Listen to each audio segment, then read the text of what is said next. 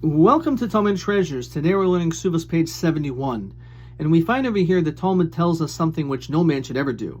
He made a vow against his wife saying, I do not want you to go to your father's house.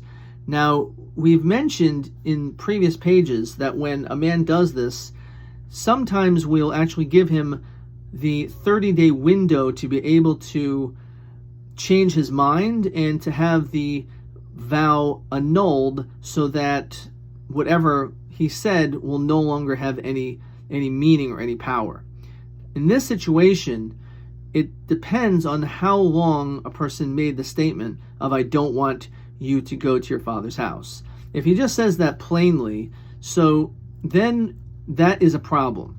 If, let's say, he says I don't want you to go for one holiday, or he doesn't annul it for the first holiday, talking about the pilgrimage holidays of Pesach, Shavuos, and Sukkot, in which those are major traveling times, which even in the times of the Beis HaMikdash, people would travel to the Beis HaMikdash itself, but certainly even nowadays people go to their family for Passover, etc. So for the first holiday, okay, fine, we let it slide. However, when it comes to the second holiday, already we say that's it. She is given the absolute right. She should be able to leave the marriage and she will get all the monies from her ksuba. However, if we're dealing with a Kohen, then things change. Because when it comes to a Kohen, as we mentioned many times, there are additional restrictions as to who he's allowed to marry. He's not allowed to marry a woman who is divorced. Now that even includes your own wife. A person who is a Kohen, who's married, divorces his wife, and then the next day he changes his mind, it's too late. He's not allowed to remarry her. When it comes to a non-Kohen, he is allowed to remarry his wife. The only time he's not allowed to is if she got married to someone else in between.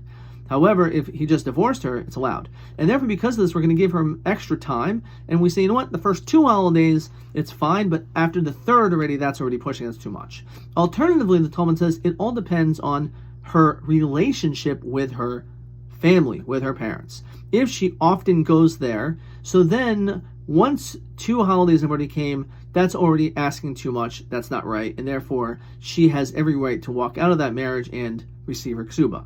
However, if she's not someone that she frequents her family that much anyway, so then we give more leeway and we say it is for the time of 3 holidays that she's allowed to leave, but 2, not so much. So we see from here, first of all, the terrible mistake any man would ever want to speak this way about his own in-laws, that he would say, I do not want you to be with your family.